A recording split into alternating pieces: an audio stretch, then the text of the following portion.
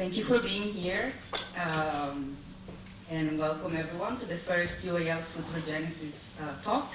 I'm Nicole, and I'm a master's student in biodesign here at Central St. Martin's. And now I'm going to briefly introduce you to the UAL Food Regenesis talk series and our guest speaker.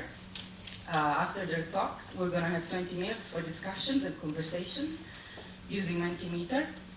And finally, I'll ask you all to respond to one final question before we leave.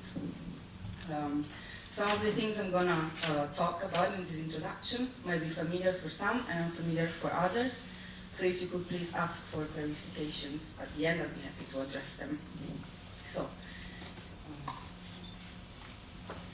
back in October, I co-started the UAL Food Regenesis, which is a student-led campaign that is asking the whole of UAL to transition fairly and justly to plant, mushroom, and algae-based cafes and canteens, away from animal agriculture. The reason we are doing this is because of the recent UAL Climate Action Plan that states that UAL has the goal to become net zero by 2040. Studies show that even if we quit fossil fuels tomorrow, our food system won't allow us to keep temperatures below 1.5 degrees, which is the target of the Paris Agreement. And it will also make it difficult to remain to the 2 degrees targets. However, when we talk about animal agriculture, like any other theme in relation to climate warming, there are many other factors that need to be considered that go beyond carbon emissions. And all these factors do impact the release of greenhouse gas emissions and their reabsorption into the biosphere. And some of the issues are listed here.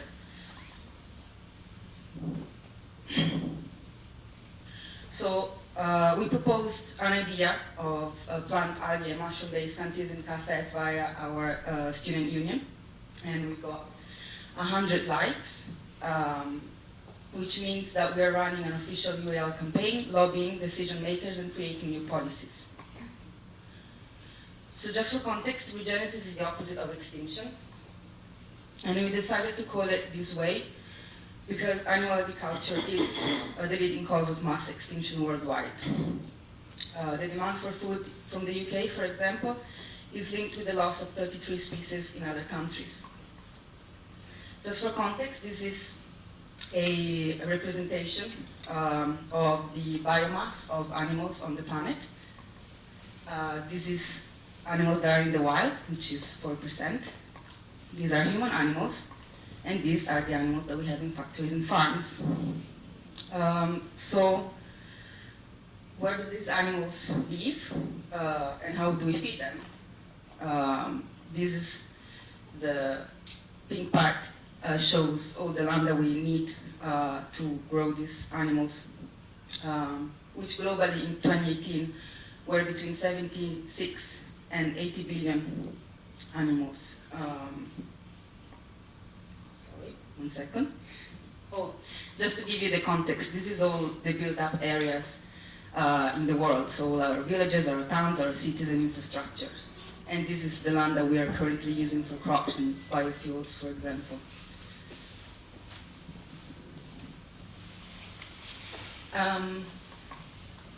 And this is a representation of the land that we would free if we stopped the mass production of animal meats and dairy.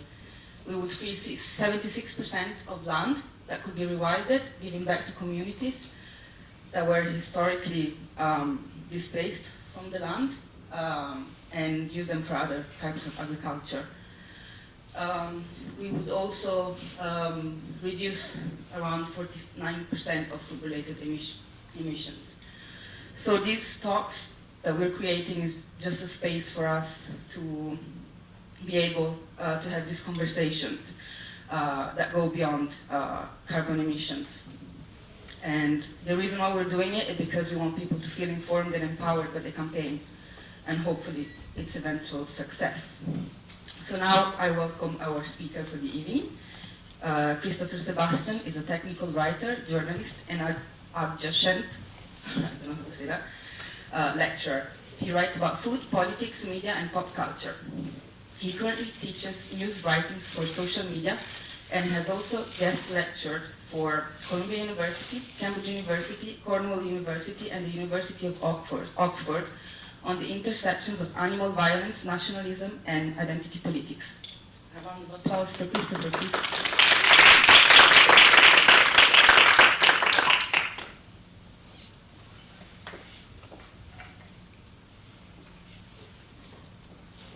Hold the mic up. Hello?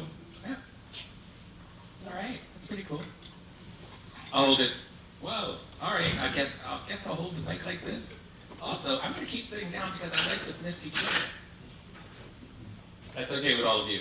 This is like a huge crowd of people. Actually, it's just like this is very intimate, which makes me feel a lot better because I'm always nervous before I give presentations. So if I'm sitting down and it's like this intimate group of people, I feel a lot better. So thank you all for coming tonight, and thank you, Nicole, for inviting me. I'm really happy to be here. This is my first time at Central St. Martin's. And thank you also for that lovely introduction. So I am going to jump right in for the interest of time. I'm not going to keep you all waiting with bated breath. So I'm going to start out by, first of all, again, I'm not a climate scientist, and I am only very passively an environmentalist. I try to in my own way. So my credentials are, as Nicole said, as a journalist and as a technical writer. And the areas of expertise that that I write about that are related to usually culture, identity politics, and nationalism in the political sphere. So with that said, I just want to jump right in by asking the question, what is a culture war? A lot of us have probably used the phrase culture war before, or at least heard it somewhere without really understanding or knowing what it is, or having a good working definition of it. But the religious scholar and historian, Stephen Porthero, does give us a good working definition, fortunately. He says that a culture war is usually a conservative project, so it's initiated on the right of the political spectrum, and it has to do with a perceived loss of some old order. Something that usually begins as a complaint about policy and escalates in many ways into a lament about a loss of moral footing in general in a country, and a need to get the country back onto a more righteous path. And we have an example of a cultural war that kind of emerged around the early months of 2021. And the Washington Post ran with this headline, Fox News' latest straw man is made of red meat. Fox News, in case you don't know, is a right-of-center news network in the United States. And then the following week, Axios ran with this headline, New Culture War, the meat you eat.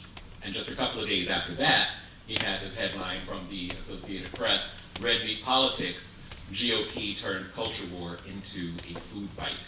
And the GOP stands for Grand Old Party, that is the conservative party in the United States. And so you see this sort of culture war that's emerging, or what the news has identified as culture war, but I actually argue that this news cycle came about 200 years too late, because what they weren't looking at was was not the emergence of a culture war, but rather the continuation of one. And something, like I said, that's been going on for a really long time. And I was really curious myself as to why this happened, or why it's so deeply political, or why the consumption of meat in particular, and the exploitation of other species is so deeply, deeply tied to our identities as part of Western society. And there were a couple of things that I found out, 3 points in particular that I wanted to raise during this presentation, that we call white meat, nationalism, identity, and the political symbolism of animal exploitation. So the first point that I wanted to make in this presentation is that we really need to contextualize history. That's number one. And so what are we talking about? Let's just go way back in time. That's like me doing the Wayback Machine impression. To around the Enlightenment era. And we will talk about something that's called polygenesis. And if you don't know what that is, polygenesis is actually a theory of human origin that puts forward the argument that the different races were actually born of different species. Meaning that white people are one species, black people are another species, brown people another species, you get the idea. So this is a pseudoscientific theory that was actually popular around that time. And it's not something that was confined to like one sphere of influence. Just hoping, like there was a bit of feedback on the microphone. I'm not sure if that's me, the way I'm holding it or what. But yeah, like it wasn't confined to any one individual like sphere of influence. It was like, it was actually a theory that a lot of different people subscribe to. You have French philosopher Voltaire, you've got Christoph Meiners, who was a German ethnographer, Anders Retzius, Swedish anthropologist. So this was all across the European continent. Lots of different people actually believed in polygenesis. And like, I don't make them wrong for it. This was the best science that they had available to them at the time. And while, like I said, polygenesis itself wasn't new, what was new is the fact that a lot of European people actually used it as a justification for thinking of themselves as separate from, and in many ways superior to, the other, quote, species on the planet. And later was also used as a justification for slavery itself. Because, like, if, like, white people, white Europeanness was the primary or the premium modality by which to experience, like, life on this planet, then everyone else, like, existed on the spectrum of being an animal, or some other type of animal than human. And, like, that's, again, like, not just a justification for slavery, but a justification also for the commodification and consumption of other species on the planet. And yeah, in case you hadn't noticed, like, we're taking a very specific racial exploration of this, although we could talk about this in terms of like gender experiences, like sexual experiences, like the whole spectrum of identity, but like in particular we're talking about this in terms of race today, because we have approximately 30 minutes and I've already used like 10 of them. But like, but yeah, like when I talk about consumption in particular, like people are often like, well, you don't mean actually, Christopher, that white people consumed other black people literally. And yeah, actually I do. Let me disabuse you of the notion that like white people didn't engage in a bit of cannibalism, like, or white Europeans in particular. This book, The Delectable Negro, was published, like Vincent Woodward died in 2008, but it was published posthumously in 2014, and in it he actually describes in great detail like the metaphorical and often very physical consumption of black and brown people by Europeans. So this is something that actually did happen.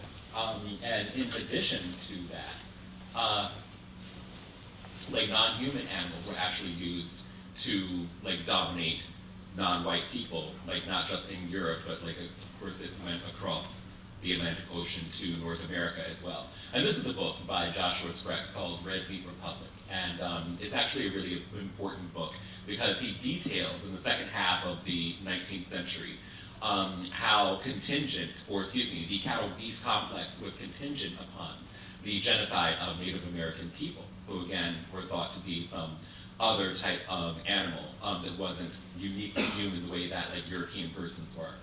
And he also talks about how, like, like the cattle beef complex in particular was used, or was considered to be part of the project of Manifest Destiny, which put forth the argument that, like, the westward expansion of the United States was not just inevitable, but it was justified by God himself.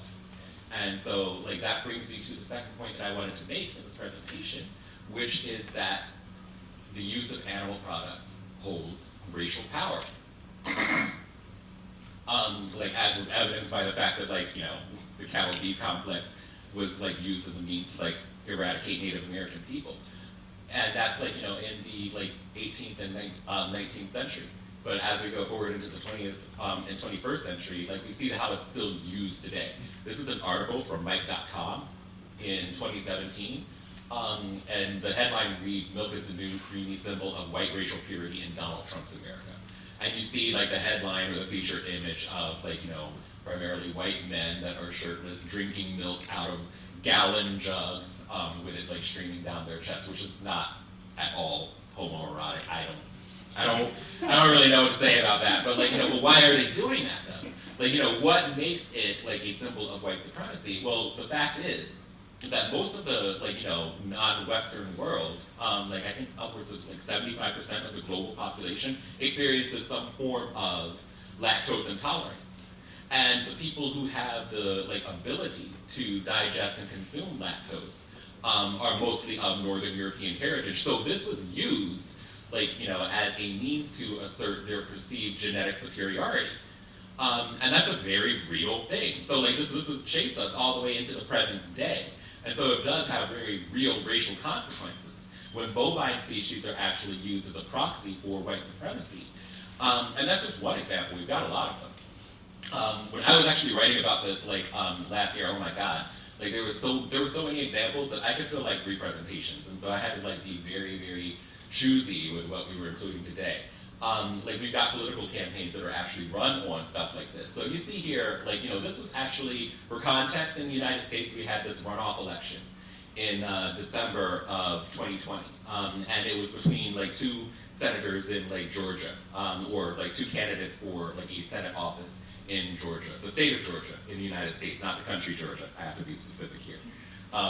Because US Americans don't actually know that there's a country called Georgia as well. So that's part of our American ignorance and our sweeping American exceptionalism, which we'll also get to.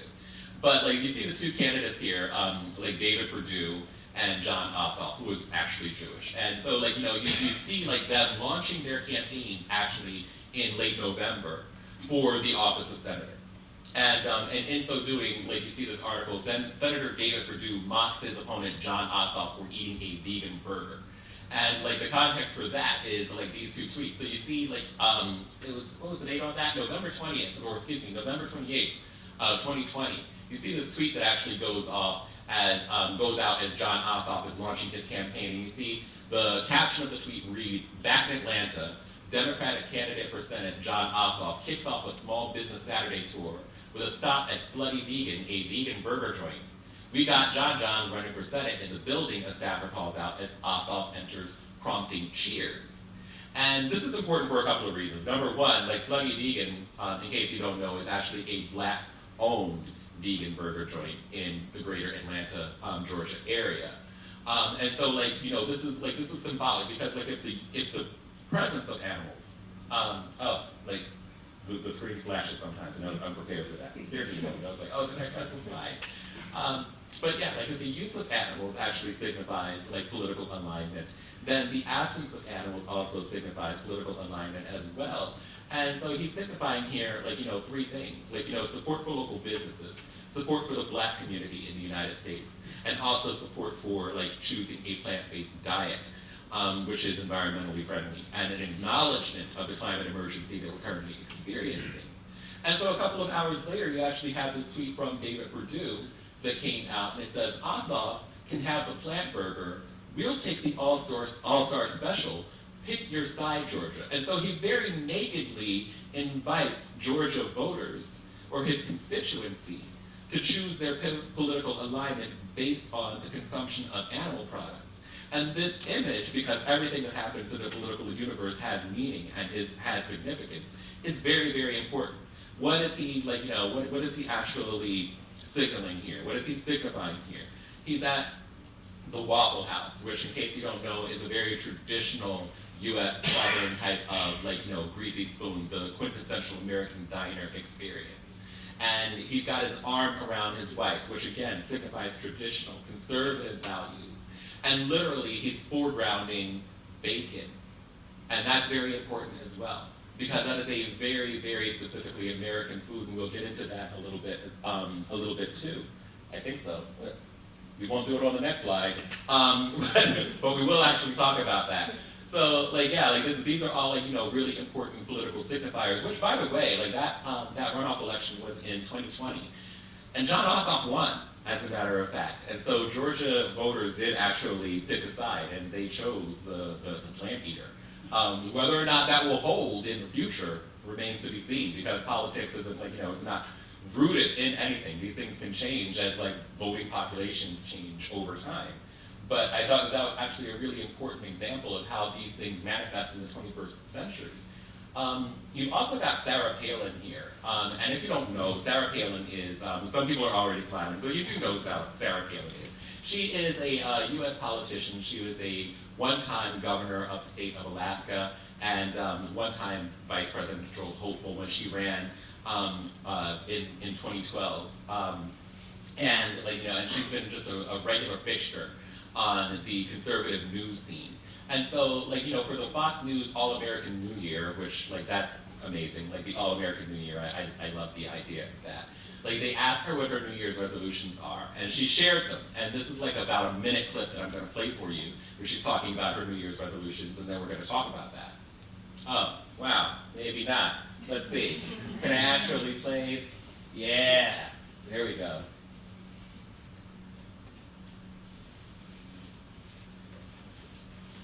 Or not.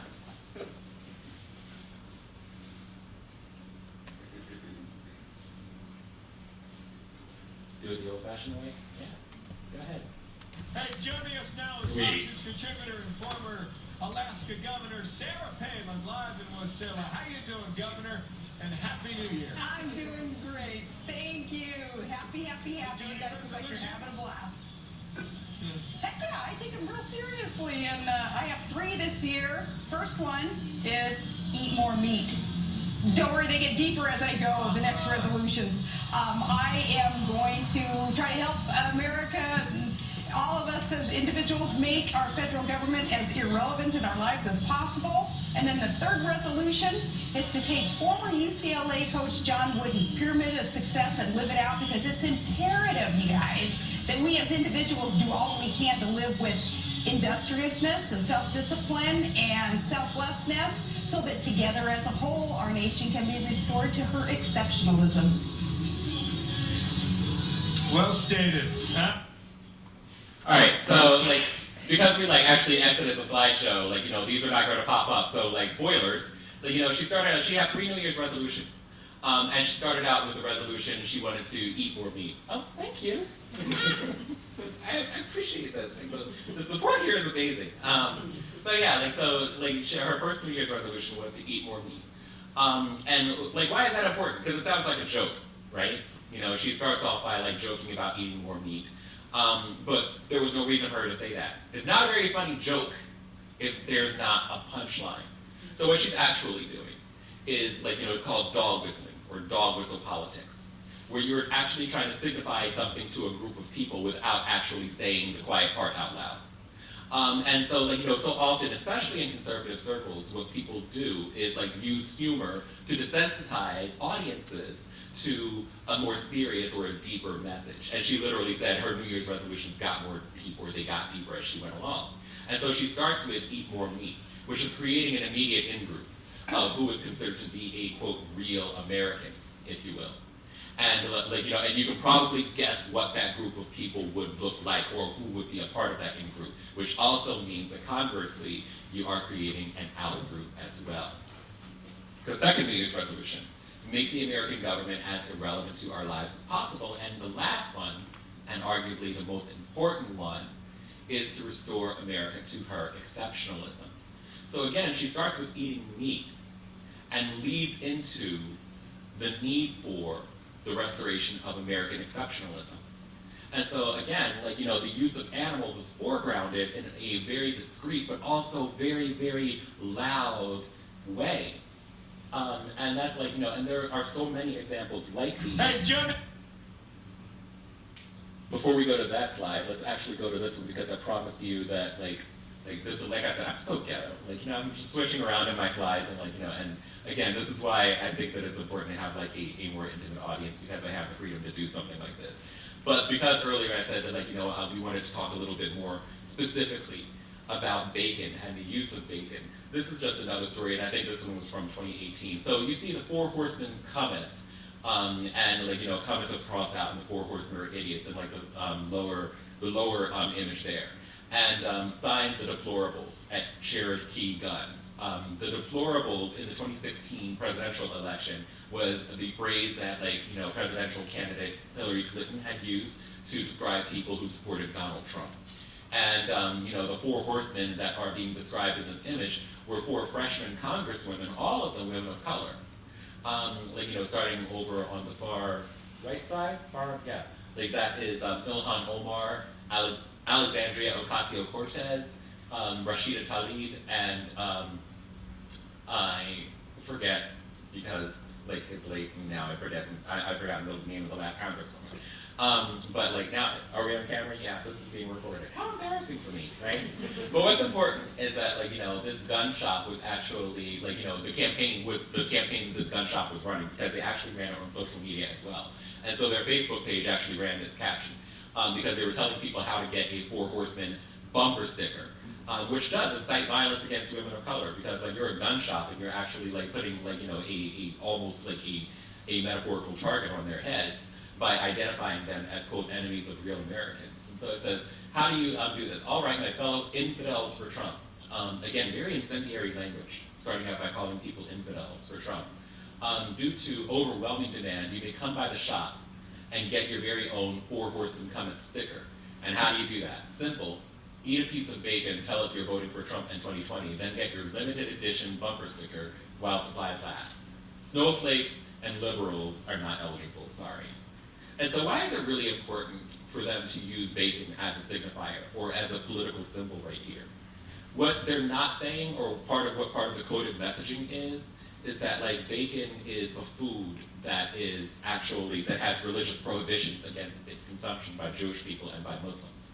And so like you're asserting the superiority or the, quote, real Americanness of of the white evangelical Christian ideal of who is considered to be a real American. Because there's no reason to say whether he means it, the owners of the gun shop, whether they mean it or not, you're invoking this rhetorical language of consuming an objectified pig or a part of an objectified pig in order to further a political agenda or a political message. And we will not get into the whole history of bacon in the United States, because that's a whole other conversation that again I can spend an hour on. But again, these again are really important political signifiers, and bacon plays such a huge pivotal role in the U.S. political experience. But I wanted to stress, and at several points during this presentation, just with the historical context and the present day context, that this is not limited to the United States. I'm sharing these things with you all from a U.S. American perspective because that's where I'm from, but also because what happens in the United States usually has an outsized influence on the rest of the world. And right now, because of the events in the United States and because of the fact that fascism is currently ascendant, it's really, really important to talk about how we're kind of outsourcing that or exporting that all around the globe. And you see an example of it here, because again, it's not just happening in the United States. This actually backs up a lot of the research that I was doing, and I stumbled upon this quite by accident. This is an article that was placed in a scholarly journal that talks about how wolf attacks predict far-right voting in Germany.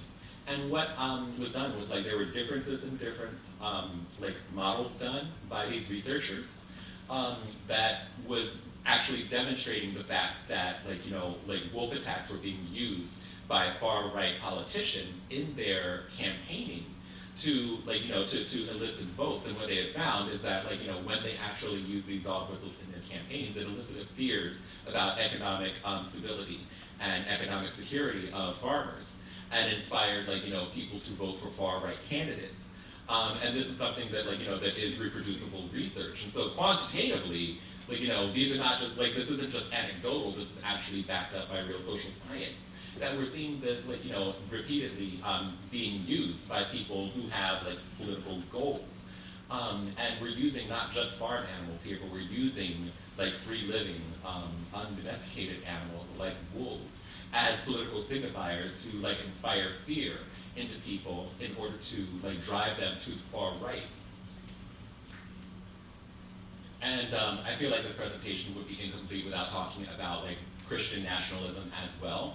So I just wanted to take a slide or two to talk about that. This is a quote from the televangelist Rick Wiles in the United States, and it's a really long quote.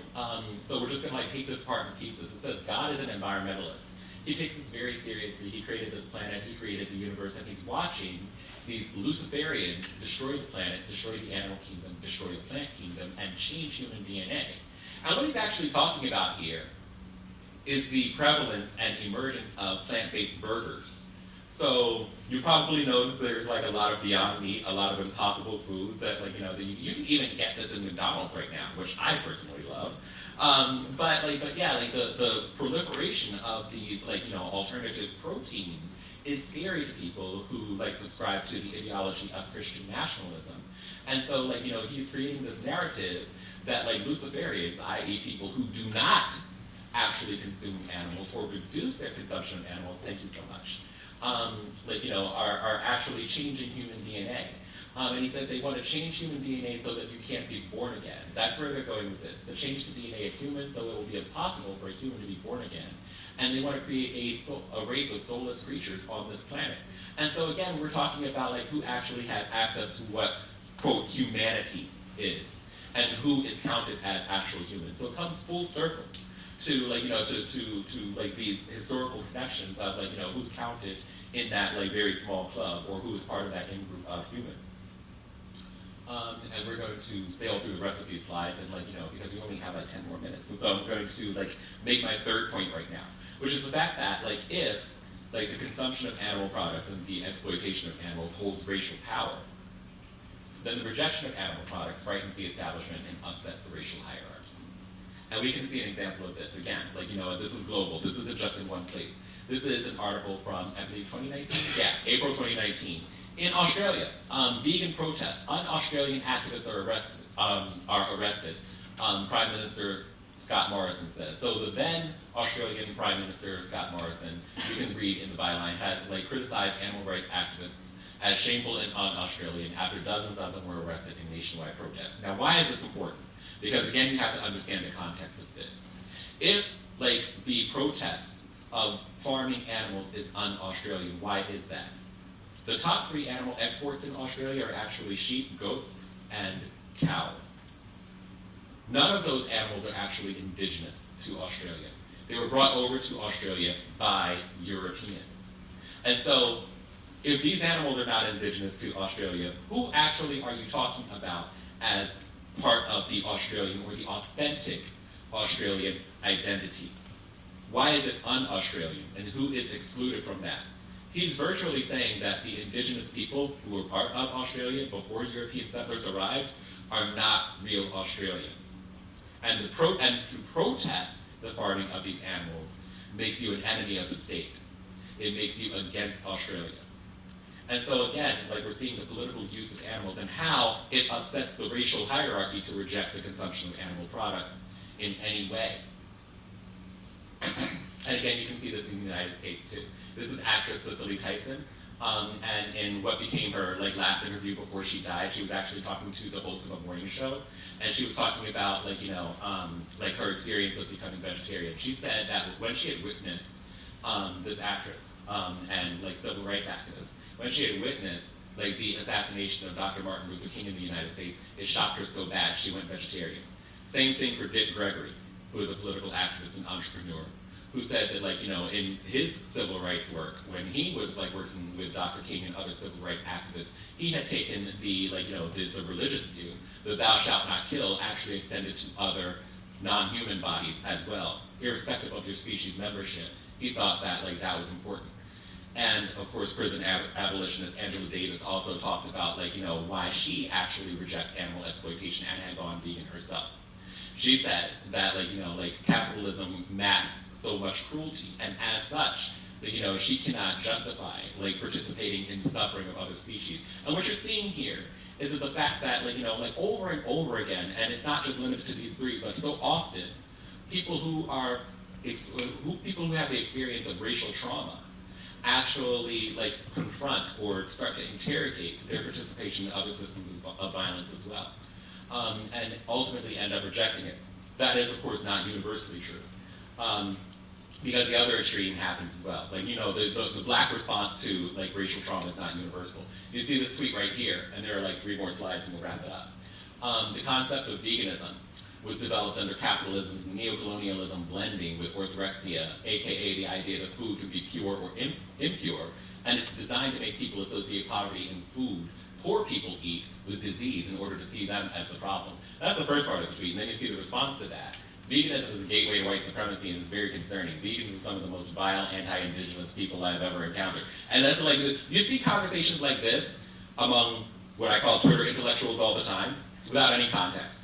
And so, like, like when people are saying like veganism is part of white supremacy and vegans are vile and anti-indigenous, I personally can't think of anything that's more anti-indigenous than actually, like, committing genocide against Native Americans so that you can farm more cows on their land. Like, that is wild to me that, like, you would reach this conclusion about the rejection of animal violence, but it's easy to do so if you only look at veganism through a one-dimensional lens as something that is a diet rather than a political ideology which it was birthed as. And there's been a decades-long campaign to make the rejection of animal products look exactly like that, and I do believe, from my personal experience, that it is intentional. Because what do we say? Like, the rejection of animal products actually upsets the racial hierarchy, and that's been demonstrated over and over and over again. So it's important for certain groups of people to align veganism or reduce veganism to something that is strictly dietary in order to further their own political goals. And so what I see is a lot of, like, disappointing, almost black nationalism happening here. And I don't mean black nationalism as, like, specifically opposite or oppositional to white nationalism. This isn't the other side of the coin. Like, because it's a very contentious term, I want to be clear that I'm talking about black nationalism in terms of the black right to self-determination, which again, I look at this as a trauma response. Because people who have been subjected to decades upon decades of white supremacy, instead of actually wanting to end that cycle of violence, will sometimes, very frequently, want access to the same systems of power and objectification and domination that white people have. And as such, you get tweets and conversations like this where people equate the rejection of animal products with, like, an infringement of their personal liberties and their personal rights and privileges as experienced through a very white prism. And we are actually just going to wrap right up with that rather than getting into these slides. And just, like, ask the question, so what does all of this mean? What do I want you to do with this? Some of you are probably saying, this crazy person just probably wants me to go vegan, and you'd be absolutely right. That would be an appropriate response to me. That would be. But even if you do not, what's really important to me is that you understand these 3 points. It's important to contextualize history. The consumption of animal products holds racial power, and the rejection of that upsets the racial hierarchy. And why are those 3 points so important? I say that it's important because, climatologically speaking, like, we're all going to suffer on a dead planet, and you cannot disaggregate animal agriculture, which is one of the largest drivers of climate change, from, like, the type of work that we're doing. And so it's really, really important to do that and notice that this is happening. And, like, this type of nationalism, these types of identity politics are all part of the social, cultural, like, economic and historical reasons why we actually think the way that we do about other animal species that we share this planet with. And also recognize that, again, this is not just, like, something that's happening in the United States. What happens in the USA happens all over the place. And the types of political messaging that happen there are definitely going to happen here too. Because if I recall correctly, you actually just had someone stand up in Parliament just a few short months ago and say the words, the tofu-eating wokerati. It's not on its way, it's already here. And you need to be vigilant if that's going to be part of your work, because more of that political messaging is going to come, and more of those divisive, identity politics are on their way as these people who are part of the ascendant fascism continue to gain power. They will continue to utilize animals in such a way as to create dissent and division among people who would otherwise find allyship. And so yes, that is what I want you to do with this information today, because I think that solidarity is important. And this is a quote from Aurora Levins-Morales, where we are going to end our presentation, where she says solidarity is not a matter of altruism. It comes from the deep recognition that, like it or not, my liberation is bound up with that of every other being on this planet. Not every other person, every other being on this planet. And so it's important for us to practice radical solidarity. Thank you all so much for being here tonight.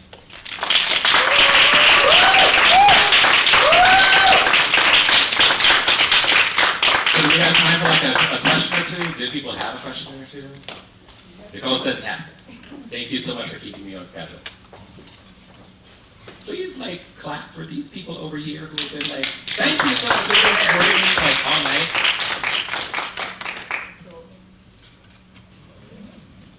Okay. We have two options.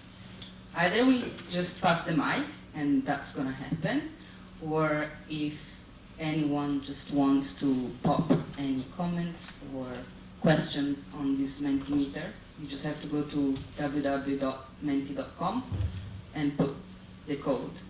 But if anyone has any questions, you can pass the mic on. Oli, oli, oli. Thanks for that, Christopher. That was super interesting. You put like lots of feelings I've had into points, which I'm really grateful for. I just want to invite you. So something I've been thinking about a lot is pets and the role pets play in society.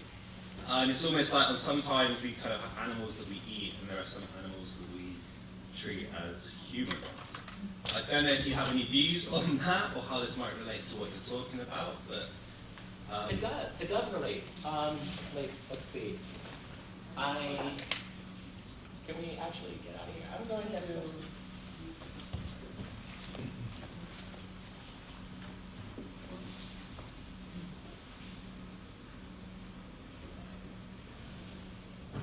To answer that question, so you see this image here. This is. I told you there were actually 2 Senate races that happened in Georgia in 2020. One of them was with John Ossoff. Oh, thank you so much. Okay, so one of them. Woohoo! Sorry? You're good without the mic. Oh, do we need the mic for the recording? Is that? Yeah. Okay, all right. We'll keep the mic for the recording. Thank you. This is there were 2 Senate races in Georgia in 2020, 2 runoff races. This one was actually between Raphael Warnock, and his opponent was Republican candidate Kelly Loeffler. And so he ran a 30-second spot, somewhere near the end of his campaign, where he was actually walking a beagle and talking about his opponent, Kelly Loeffler. And the New York Times had scooped me on this because I actually wanted to write about it myself. And they had actually written about how Alvin the Beagle helped usher in the Democratic Senate because he won his race against the Republican candidate. And the New York Times, among others, had recognized that it was with the help of this dog. And so when we talk about pet ownership, or the use of companion animals, that's actually another aspect of it. I wanted to keep this presentation very narrowly focused on food and the politics of using animals for food consumption, but we also consume animals in other meaningful ways, and pet ownership is part of that. Why did Alvin the Beagle actually help him? I'll tell you outright because we don't have a lot of time. He's a black man. In the United States in particular, we don't actually associate very often in mainstream society black people with companion animals.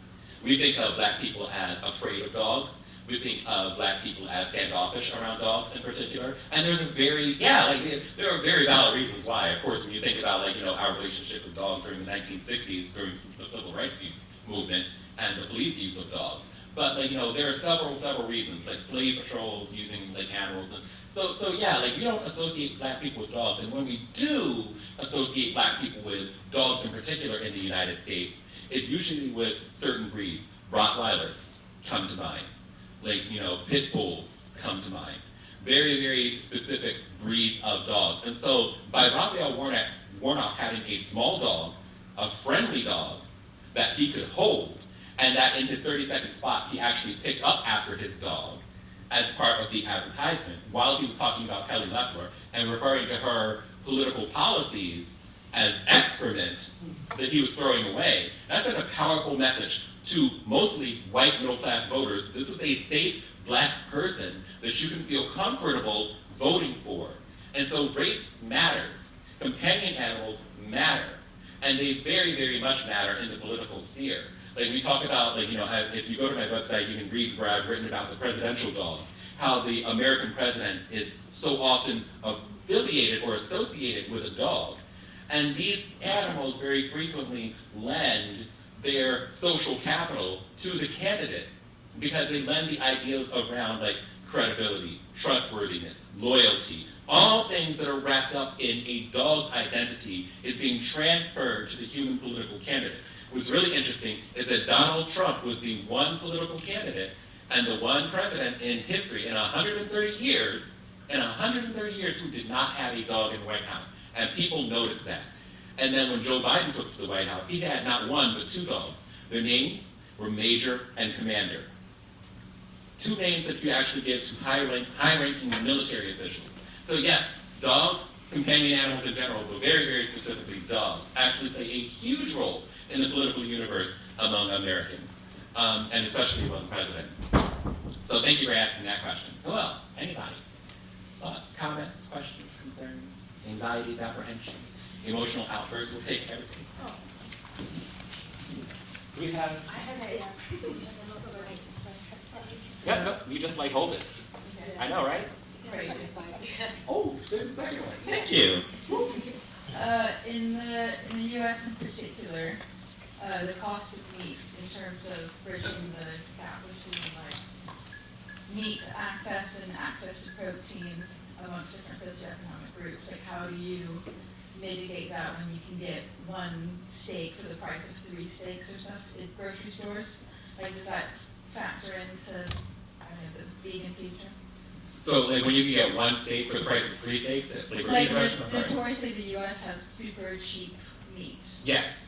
And so if you need to feed a family of 5, Yes. it's easier to feed a family of 5 meat than anything else. Like, how do we approach that sort of thing? Yeah. All right. So, like, getting out of the political sphere and talking about the economics of, like, of meat consumption in particular.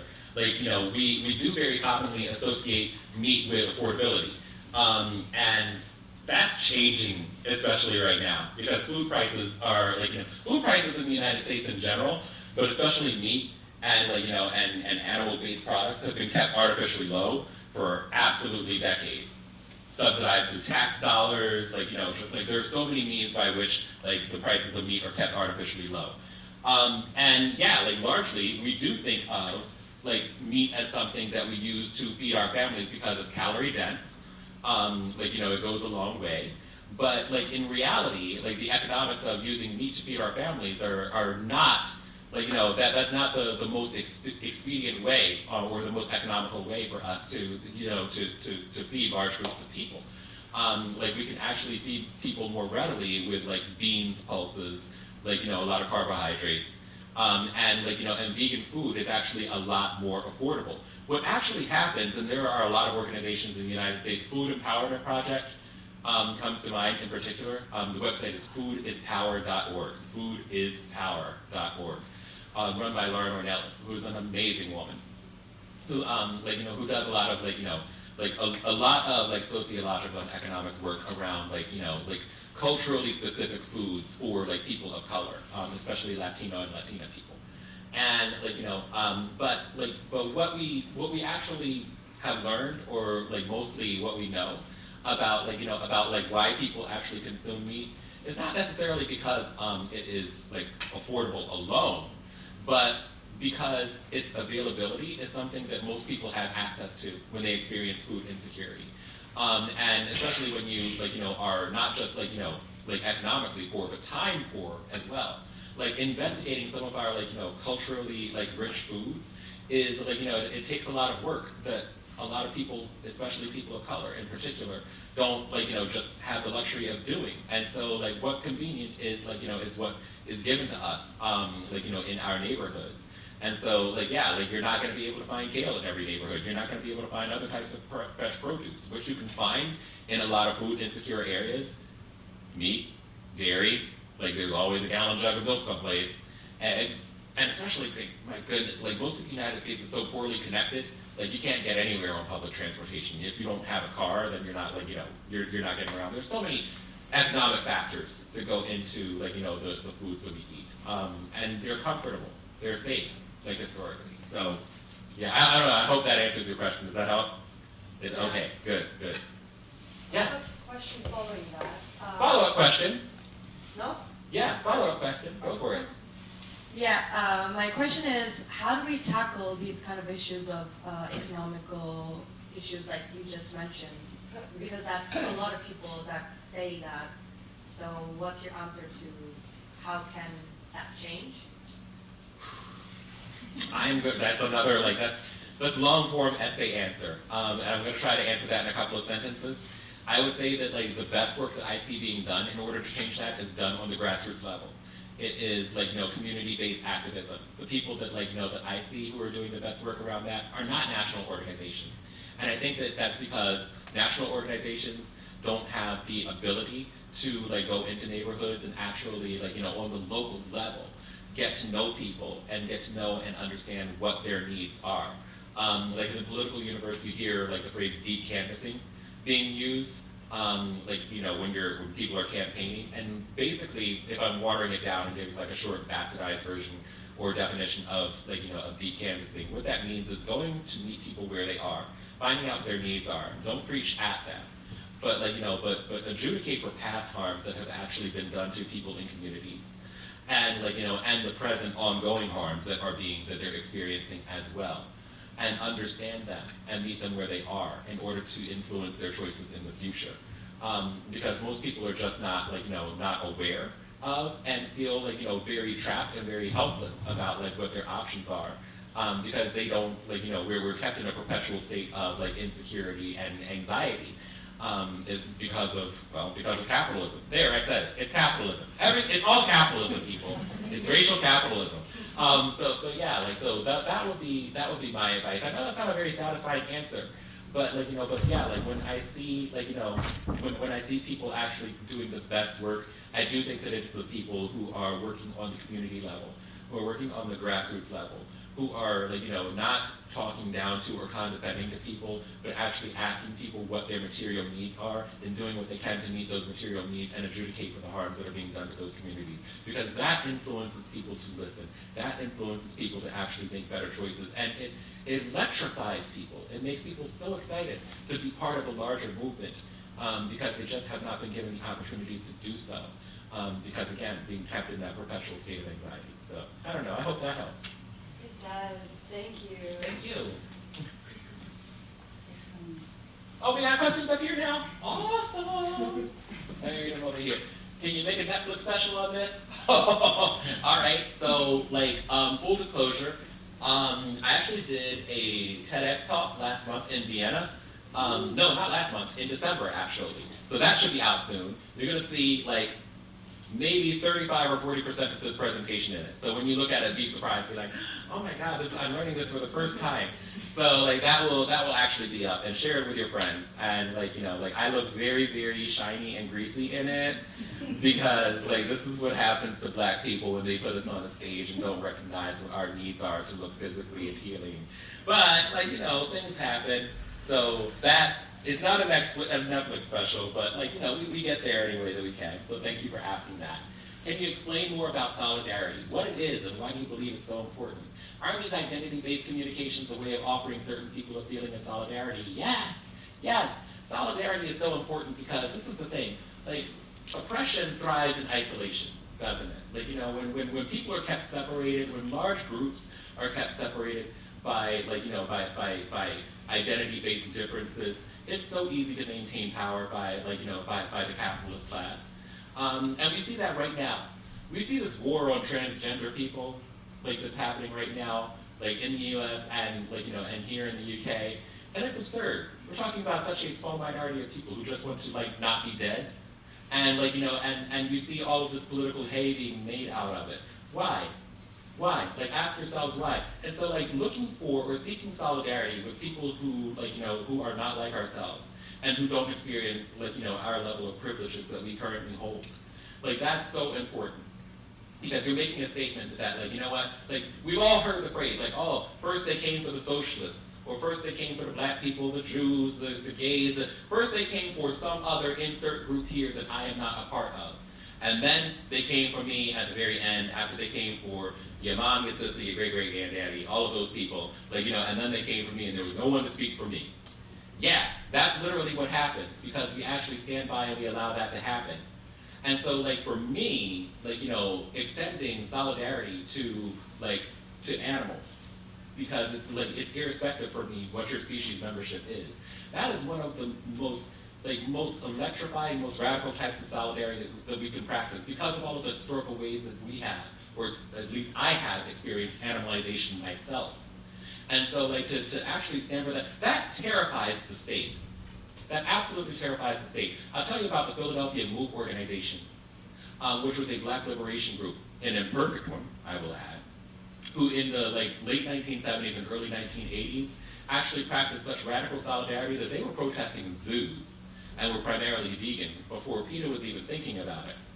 And and making all of these connections that people largely were were ignorant to, or were invisible in mainstream society in the city of Philadelphia. And guess what happened to them? On May 13th, 1985, the city of Philadelphia actually exercised what I would describe as an act of terror against her own citizens by dropping a bomb on the Move House and killing 5 kids and 6 adults and countless companion animals because they also adopted companion animals on the street. There were so many lies that were told about the Move organization in the mainstream press as part of the news apparatus leading up to that. People were saying that they actually ate companion animals. They stole people's house pets and ate them. People with dreadlocks who adopted the last name of Africa were looked at as unclean, as unworthy of participating in mainstream society, as this radical group that wanted black separatism and black supremacy in many ways. And the city actually dropped a bomb on those people and arrested so many more. Some of them have actually just gotten out of prison in the past 5 years, after spending 40 years incarcerated for the crime of black liberation and animal liberation actually being connected. That is how terrifying animal liberation and black liberation actually meeting each other and practicing radical solidarity is to the state, that they had to literally execute those people. That's real. That's what I mean by solidarity. So when you see persons who do not have the privileges that you currently have, and we all are privileged in certain ways, and and disadvantaged in other ways. No one is universally privileged and no one is universally oppressed. I may be black and I may be queer, but I am very, very able-bodied. And so it is important to me to actually practice radical solidarity with other people who do not have the same level of accessibility that I do. In our conversations before we actually had this presentation tonight, what did I ask you, Nicole? If it was accessible. If this was going to be an accessible venue, what does the venue actually look like? We're still living through a pandemic right now. How many of us actually wear masks out there in the world? How many of us actually still practice social distancing? We're losing more than 500 people a day, and even though that number is not very high, that's still more than a couple of thousand people a week. That's real. In the United States, they say that we're losing a 9/11's worth of people every week to COVID. And we don't do a damn thing about that. That's real. What would it take for us to demand that our facilities actually give us clean air? It is not hard to actually buy air purifiers. And regardless of whether COVID is a real thing or not, regardless of whether we're having conversations about masking or vaccination, we should want clean air anyway. Because I don't care if it's a cold or flu. Guess what? I don't want that either. That takes me off of the street. It puts me on my back for a week or more. It causes me and my other comrades to experience a level of disability. That is important. And so yes, I did ask about ventilation. I asked, how large is this facility going to be? Is a wheelchair accessible? Because those are things that are important to me. When you said oh, can we record this? Absolutely, because this should be available for people who cannot attend in person for whatever reason. That is important. And so we have to practice radical solidarity with people who are not like ourselves. I recently, even as a queer person, experienced a level of privilege because I am cisgender. That war on transgender people is going to come from me very soon. When we talk about the, quote, book burnings that occurred in the 1930s in Nazi Germany, we talk about it as an abstraction. Oh, they were burning books, those terrible people. These people were not burning the Bible. They were actually burning books about sexual liberation, about transgender people. This is the 21st century. We are nearly a century later. We're 70 years away from the Holocaust. We're 70 years away from those book burnings. And most of us actually don't understand that it was the transgender people that they came for first. I'm next in line after that. Yeah, that bothers me. If you're a cisgender heterosexual person in the room, that should bother you too. Because it will not stop at me. It will not stop at trans people. It will not stop at disabled people. When I say that fascism is ascendant, I mean that it is coming for every single one of us. And while I hesitate to say that like it starts with animals, animalization is a key part of identifying groups of people that we no longer think are valid as people and are therefore excommunicated from that categorization of who is 100% human and who gets to experience all the rights and privileges that are affiliated with that humanness.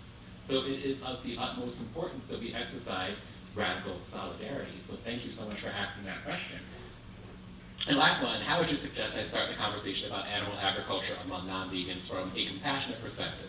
I feel people get really defensive about it. Oh boy, do they ever. People definitely, people absolutely get defensive about it. But again, I would go back to my answer about deep canvassing. Find out what people's actual needs are and meet their material needs. With no expectation that there's going to be a quid pro quo. Don't go into a community and be like, great, all right, you know what, I am a cis hetero person and I'm going to go into this queer community and I am going to start doing things for the queers in hopes that they're going to turn around and do. It's not a scratch my back and I'll scratch yours situation. That's not what solidarity is. There's never any expectation. Revolutionary change doesn't happen because of an expectation that someone is going to do something for you. You do it whether or not there is going to be any reciprocity, because it's not about reciprocity. It is about the fact that no matter what happens, I am standing shoulder to shoulder with this other minoritized or marginalized person or persons, because that's what solidarity is. I will not allow the establishment or the political elite to drive a wedge between myself and other persons who are not like me for any reason. I don't give a damn if that person ever does anything for me. You are not going to change that. And so that's how I would like for us to practice our, quote, veganism. Don't go anywhere with the expectation that you are going to make people different. But when you stand in solidarity with people and when you demonstrate for them that you have the courage of conviction to meet their needs, it makes them so much more receptive to your messaging. This is something that we actually talk about in media studies all the time, because it's one of the primary ways in which we combat misinformation and disinformation. By talking to community leaders, by being in radical solidarity with them, and by meeting their material needs, irrespective of whether or not there's going to be any type of return. That's what we do. That's how we practice our, our quote, vegan activism, if you will. Because it's not about, going and starting conversations with people. It's about, meeting people where they are and finding out what their needs are. And then, when we are all organizing together, and you say, hey, guess what? I'm vegan, and I have needs right now that I need to be met as part of this. Are you going to provide food for me when we are organizing together? What ways are we going to, are we going to organize together? Don't make it about, them. I want you to go vegan. I have some needs as part of our organizing together that would be really, really solid if you could meet them for me. Make food for people. Radical solidarity. Fred Hampton, the Black Panthers, actually organized the collection of and distribution of food to poor people. Do that in your communities. Food Not Boss is already doing it. Other organizations are already doing it. Make sure that there's plant-based food available at food pantries, which I think your nurses are using right now, which is wild to me that the government is not feeding people that are actually keeping us alive, especially during a pandemic. So yeah, practice that type of solidarity. Don't go to places with the intent of converting people to veganism. That is a missionary type style of activism, I think, that doesn't really get us anywhere. Instead, it creates more division, because we're coming with our own agenda. But make it about your relationships with other people, and let people know, hey, this is a need that I've got, and and this would be really important to me. If you could as part of our political organizing, make sure that there's food available for me. And that makes all the difference. That absolutely does. Do we have any more? None more? Can I follow up with another question? More follow-ups? I like follow-up questions, yeah. What you're saying is different, from what it's a new knowledge for me. Yeah. But speaking of people that are close to us, such as friends and family, or the people that we want to work with, such as this university's policymakers. Mm. So just saying, for example, family and friends do know us, I'm vegan, and they do give an option of vegan food, like you mentioned, but they still don't care. they will still eat meat in front of me. But however, they will cook something vegan for me. So how do you tackle that and maybe make them consider going plant-based? Yeah, this is actually one of the harder questions because like I can only speak from my own personal experience. I don't do that with my family. Like I find that like it is hardest to have conversations with the people who are closest to us because they've known us for our entire lives. And my family has watched me pretend to be straight, which that's laughable for the first 20 years of my life. And it's like, yeah, you should have been able to see that coming a mile away. But like, you know, these people have watched me like, you know, like go through a political metamorphosis. These people have watched me go through like, you know, a vegan metamorphosis. These people have watched me like, you know, like go from position to position and like, you know, adopt like, you know, more types of or more forms of radical solidarity over time. And so like, you know, they aren't necessarily receptive to like, you know, to change in the same way. But again, like, you know, when we're talking about like people that are closest to us, I will draw again on media theory. Because there are ways to do it. Like again, like, you know, for me personally, I'm like, you know what, I'm not doing this with my family. I live 3,000 miles away from them. They're all on the East Coast back in the United States. So like, you know, so it's a very different situation. But like I think that like, you know, when we're talking about like, you know, how to compel people, how to convince them, like, you know, like find out what, again, like this is part of like, you know, the process of combating misinformation and disinformation by like, you know, like not necessarily fact checking after the fact.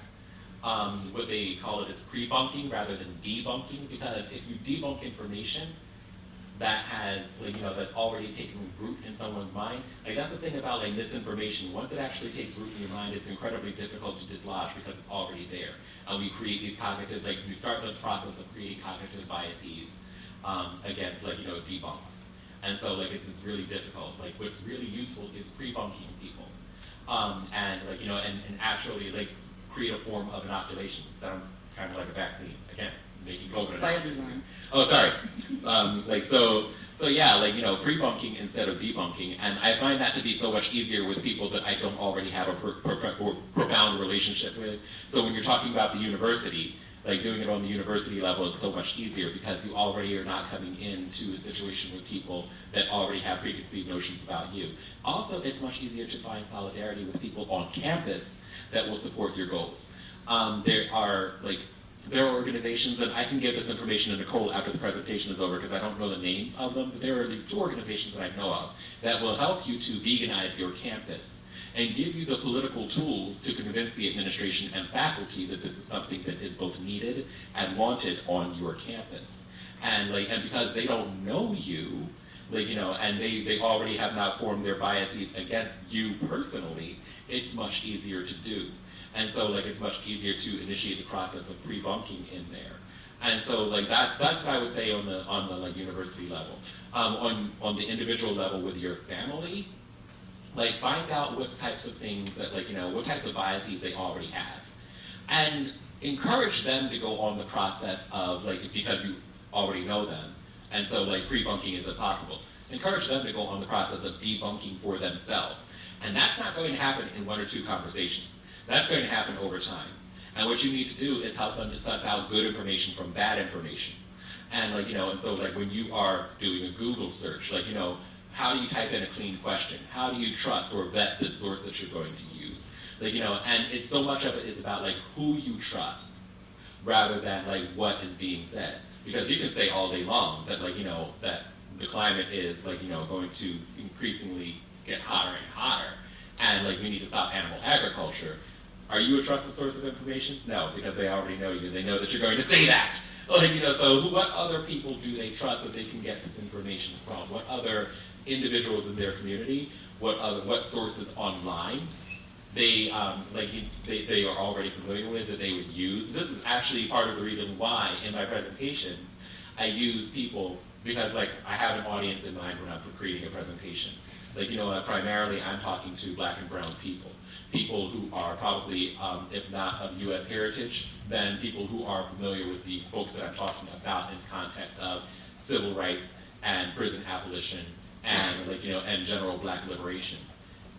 You see Cicely Tyson, Dick Gregory, and Angela Davis up there. You trust those people. These people are already like, invested in the fight for black liberation in one way or another. You see Sarah Palin, you see white people drinking milk out of gallon jugs, and 100 other examples. You already know that those are not people who are part of your in-group.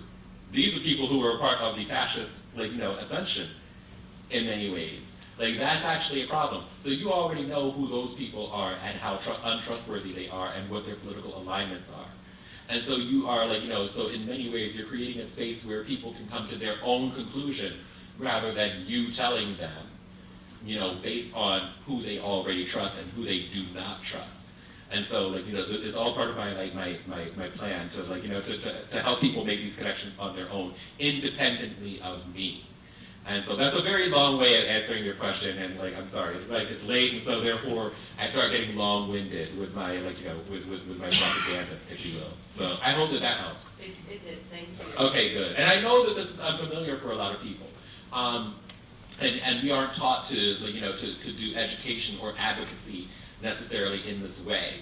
But I do it in this way, and I talk about it in this way because, again, I come from the perspective and through the prism of media theory and media analyses and how people use mass communications. And so it's important for me to to use those framings, to use social psychology, and to use political science the way that it's been used, for generations in terms of political organizing. And so that's that's a perspective. Those are the disciplines that I'm coming from when I'm having these dialogues with yourselves and with other people. And I know that that's not that's not the most popular way of doing it, and that's not the way that we're taught to do it by the mainstream. But most of the people who are from the mainstream are probably coming from the nonprofit universe, or what we like to call the nonprofit industrial complex. And and as has been said before, girl, the revolution is not going to come from a 501c3. This is not how these things traditionally work, because the funding structures are in place, and most nonprofits are whether intentionally or not, concerning themselves with fundraising and with maintaining the status quo, because they need to get their money and their funding sources from organizations, from government bodies, or from, in some cases, philanthropists who are funding it, who are very deeply embedded with, with maintaining the status quo for one reason or another. So they won't ever let them be very radical in their, in their approaches. So I don't know. Maybe PETA told us, take off all your clothes and start sending out leaflets because that's popular. And you know what? We've been doing that for 40 years. I can get all of my gear out, and and I can start shaking it fast if I want to. It's not going to change anybody's mind. I guarantee it will probably have the opposite effect. So yeah, I don't know. I don't love PETA, in case you didn't. That's part of my thing. Who else? Yeah, we got another question here. First, thank you. I really enjoyed this. Thank you. I learned a lot. Well, thank you. And so I'm Canadian, so what you said, the story you were telling about the Australian president, I think there's a lot of historical, political, similarities between the two countries, so it really resonated with me. And it's also that story of farmers feed cities, farmers represent Canada, farmers, we need to protect their livelihoods. This trope that I feel gets spun over and over again, and I'm all too familiar with. But something that also kind of gets weaponized is this idea that, when you have that conversation, people say, oh, well, Indigenous people also eat meat and have their own way of, using caribou meat or whatever in traditional diets. And so it gets spun, people tend to weaponize that as a way of saying, well, there's cultural relativity here because, if we're not going to use industrial farming because it's wrong, then it's also wrong for Indigenous people to use their own, traditional hunting methods. And so I'm just curious if you have thoughts on that and what is the recourse to that kind of conversation when people weaponize that? Absolutely. That's in case you didn't hear the question, just to condense it down, we hear the very popular refrain among people that Indigenous people, and Indigenous people using animals is this whole other thing, and like, you know, and you want to keep indigenous people from, that's what we call a straw man.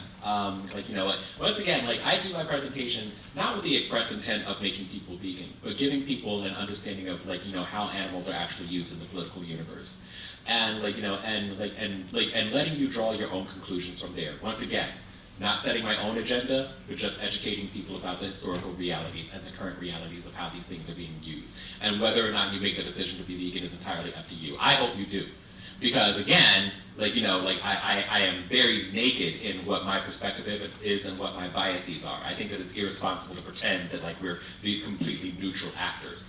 That said, yeah, like, we're actually just using indigenous people and exploiting and weaponizing indigenous people in ways that, like, you know, that I think are incredibly racist when people talk about that. Like, you know what, like, because, like, if you're coming into a conversation, you're saying everything that I just said in my presentation, you're talking about the political use of animals and, like, the discourse around it, and how nationalism is, like, an important aspect of this, and identity politics are super, super important. And, like, you know, and people's takeaway is, like, oh, you want to keep indigenous people from, like, you know, from eating meat. That's the baggage that they're bringing to this conversation. And, like, you know, and you have to ask yourself why they're reaching for that, because it's really, really difficult for people to actually confront their own biases. And so what they're introducing is a whataboutism into the conversation. And I think that it's racist because, like, no two groups of indigenous people are alike. Like, when we talk about indigenous people, we kind of, like, create this, like, this blanket identity of what indigeneity is or what it should be. And, like, you know, and that is, like, you know, that there's no one template for how to be an indigenous person. And there are so many, like, you know, there are so many scholars out there who don't subscribe to an ideology of, like, you know, of harming animals. Since you're Canadian, I don't know if you've heard of, like, Margaret Robinson. She is a Mi'kmaq scholar. Oh, you have, yeah. Braiding sweetgrass was... Look at you! You get a gold star tonight! With all your follow-up questions. Yeah, she's amazing. She's amazing. She is, like, you know, an indigenous scholar who does, like, a tremendous amount of work. And, like, you know, around these issues. And I would absolutely encourage you to, like, to read a lot of her writings about this and share them with other people.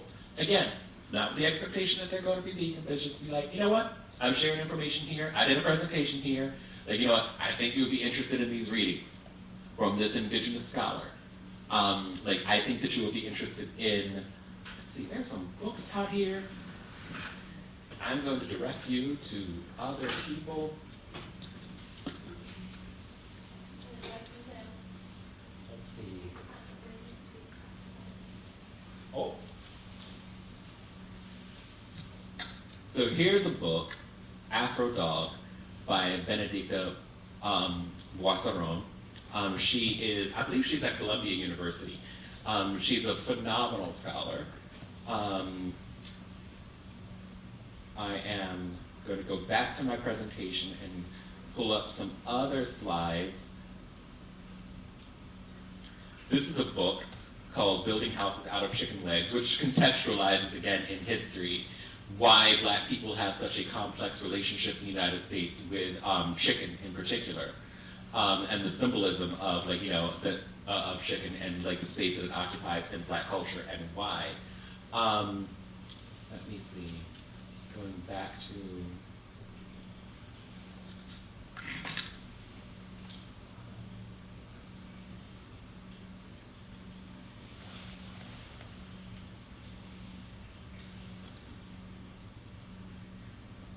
man, there's another book that I'm thinking of that I wanted to share with you from an African scholar who actually talks about, like, human-animal relations as well. And I can't think of his name, and I was hoping that it would pre-fill like it did for Dr. Benedicta, but that didn't work out so well. But again, like, just the idea that there's any one way to be indigenous is an absurdity. And it's racist because it, like, you know, it throws, like, a blanket over, like, you know, all indigenous peoples, and it ignores, like, the complexities of indigenous cultures as they, like, exist around the world. And the fact that there is resistance in every single culture, there's always some form of resistance to what is considered, like, you know, culturally expedient or culturally important. Because culture is not a constant thing, is it? And so, like, you know, there are always people who have different ideas about what can happen, and, like, you know, and expanding our imagination past, like, you know, our political imagination past what is real in the moment. And we got another question in the back there. Yeah, not to like subscribe indigenous philosophy that is universal or whatever.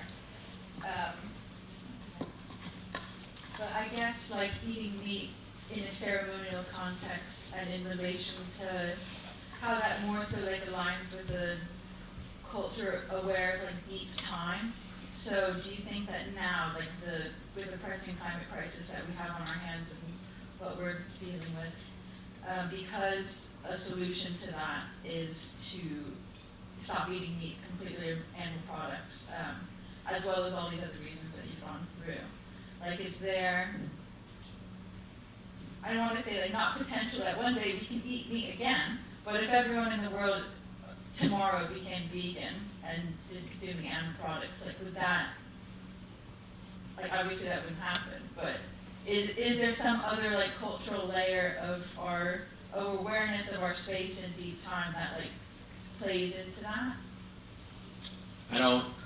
I'm not sure, like I'm trying to think of like, how to, like, I'm trying to think of the framing of the question before like I can answer the question. So are you asking like, if everybody went vegan tomorrow, like, is there a cultural context in which people would still continue to consume animals and? No, I think it's less of a question and more of just like a Comment.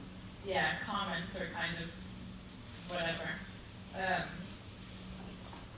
But yeah, like, is it enough to eliminate the cultural demand for meat, or is there? So like, yeah, like that's a different question, and it's a fascinating sociological question. Is it enough to eliminate the cultural demand for meat? No. Like the culture is only one, like, one incentive out of many incentives for like, for consuming animals, but we shouldn't overlook the cultural, like, the cultural reasons why people consume animals. And I think that like, especially in like in animal liberation and in vegan spaces, which like, I do occupy, I think that there is an over-reliance on, oh boy, like people are recording, so like, let's get into it. Let's talk it out. I think that like, in terms of like animal liberation and like veganomics, if you will, like, like there is an over-reliance on the idea that like cultured meat, lab-grown meat, or like, like what we largely put under the umbrella of alternative protein, which I think is a very dangerous phrase. For a number of reasons, but like the alt protein space, all of these like, all of these alternatives sort of exist in opposition to meat. And I think that like, people are doing a great job. I love like, a lot of the meat alternatives that we've got that are on the shelves right now. I love a lot of the dairy alternatives that exist as well. But I think that like, like that, like all of these people, or like, a large chunk of people who are working in movement spaces are like, are relying on like, on this sort of like economic incentive that people have, or the economic reasons. And so like, we largely think that like, oh, if we have enough alternatives, and people will just simply make the switch. And I think that like, like that like that's a very one-dimensional view of like, of veganism, or of animal liberation. And I think that those things are separate, which is why I mentioned them separately, because veganism and animal liberation are not automatically the same thing. And like, but just like, alt protein is not like, that's not the quote silver bullet. Neither is like, like making a cultural shift or changing people's like culture, or their ideas of what's culturally important as well. These things have to work in conjunction with one another. But I see there's a lot of funding, like, that gets thrown into the alt meat space because like it eliminates the need to even think about like the cultural implications, the social implications, and like, the political factors that go into it. But yeah, like, if I have hope, it's the fact that like there is like, also a substantial number of people and organizers who are working on helping people to transition out of animal farming who want to do it.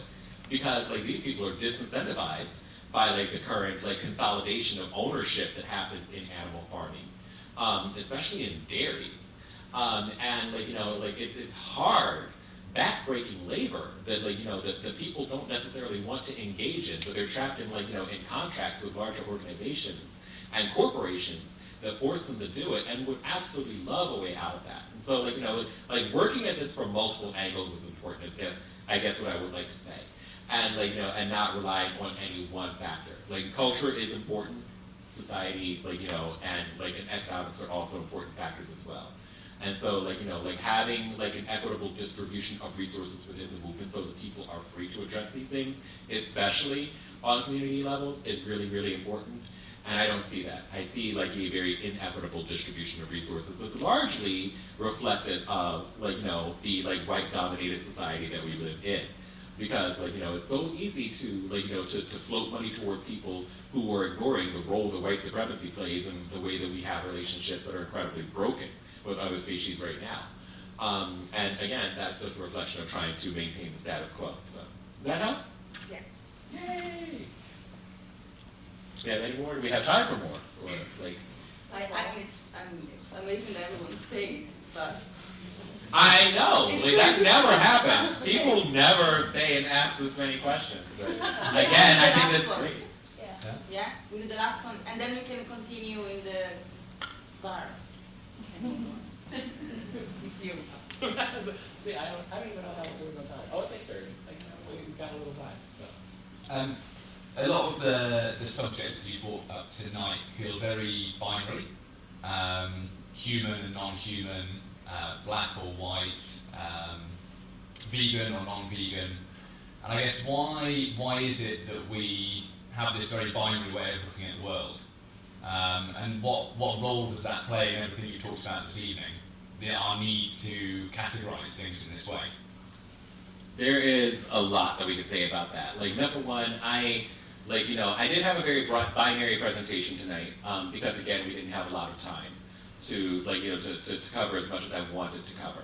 And so, like I said, there are different categorizations of different, modalities by which we experience being human, and strictly not having enough time to address, all the complexities of that was just a limiting factor in why, we talk very much about, black and white tonight. But, even across the spectrum of, race, there are so many things to address. When I was writing my thesis, there were parts that I, tried to, shoehorn into, a sociological analysis, and there was so much anthropology and, and other disciplines that were thrown in there, and I'm like, oh, boy, this doesn't fit, and I gotta take it back out. But, when we talk about, Japanese, relationships to animals, there are, oh boy, white supremacy has influenced that, especially during the Second World War. There's a book by the author Marta Zaraska called Meat Hooked that actually addresses some of that. That talks about how Europeans actually came during the end of I think the 18th or 19th century. No, it was in the 1800s. It was in the 1800s. And up until that point, the two main religions in Japan, Buddhism and Shinto, actually had religious prohibitions against the consumption of animals. And so there wasn't a lot of meat eating going on until European settlers came and that changed. And then after the Second World War, the Japanese had gotten another shot of consuming animals because of watching the soldiers consuming bacon cheeseburgers and whatnot. And so the ways Latin America, looking at South America, cows, pigs, these are animals that were actually brought over by European settlers to the Americas. They're not indigenous to these countries. And now, beef is actually one of Brazil's biggest imports. And, and it contributes to so much of the deforestation that's happening in the Brazilian rainforest right now. And, because fascism is ascendant, Bolsonaro, before he left office, was absolutely, he was one of the main drivers of that. And so, it's not just simply blackness who experiences the consequences of white supremacy. It's something that's global, and we just did not have the time to talk about all of the ways that people of different cultures around the world have been influenced by whiteness and white supremacy. And so that's just a limitation of time. Talking about vegan and non-vegan and the binary in between those things, that is a very binary thing, but that's why I minimize in the presentation the use of the word vegan. Because again, it would be absolutely great to me if everyone in this room, if you're not already vegan, just gave up the consumption of animal products overnight. That's not the goal. And so, like, you know what, if like, you know, if I have given anyone the impression that, like, you know, that there's a binary between vegan and non-vegan during the presentation, like, that's not what I wanted. And I have given you the wrong takeaway, and I will apologize for it. Because, like, overall, the goal is to let you know what is happening in the political universe and how these things are weaponized, and in many ways, like, you know, how projection acts, like, you know, and exploitation acts within this sphere, so that you can make your own decisions about whether or not you're going to be vegan, or even lessen or minimize your participation in animal exploitation based on the historical context that we now have. And so, like, you know, so while, yeah, it would be great for that to happen, that's not what I want people to walk away with, like, you know, as their thing for tonight, as your grand lesson for tonight. And so, like, I would not want you to have that binary for you, like, you know, like, and I don't want you to feel like, you know, like, oh, well, if I can't be vegan, then, like, there's nothing for me to do at all. But this is an important aspect of our climatological work, and we can't overlook the role that animal agriculture plays, and, like, all of the influencing factors that, like, you know, that are present in the decisions that we make, because we don't just, like, wake up and make decisions to eat animals in a bubble.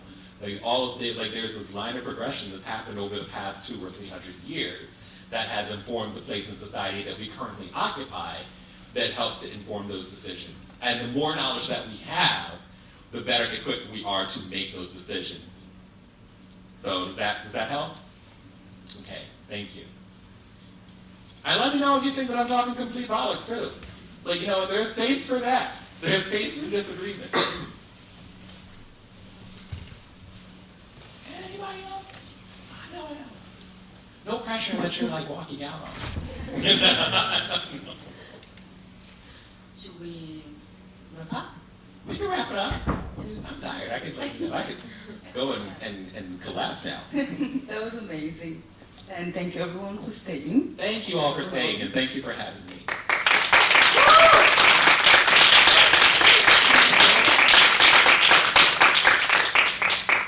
I watched all their YouTube videos in the past 2 weeks. So yeah, you're all free to go, but if you have the time, and you can just read this question and send an answer via Mentimeter, I would be very grateful, but you don't have to. And yeah, thank you so much. If anyone wants to go have a drink at the bar, I will be there. Would you like to join me? I'll probably see you like maybe 2 minutes. Okay, maybe some more, It's okay, it's Take okay. some more. Thank you, everyone. Thank you. Thank you.